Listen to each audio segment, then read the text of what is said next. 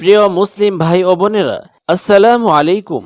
আজকের ভিডিওতে জানবো মুহররম বা আশুরার রোজা কবে, কত তারিখ এবং কি বারে ও কয়টা রোজা রাখতে হবে। তো চলুন জেনে আসি। হিজরি বছরের প্রথম মাস মুহররম আল্লাহর কাছে অত্যন্ত মর্যাদাপূর্ণ। এই মাসে বিশেষভাবে আশুরার রোজা রাখা মহান সুন্নত, যা 10 মুহররম তারিখে পালন করা হয়। রাসূলুল্লাহ সাল্লাল্লাহু আলাইহি ওয়াসাল্লাম বলেছেন, রমজানের পর আল্লাহর কাছে সর্বোত্তম রোজা হলো মুহররম মাসের রোজা।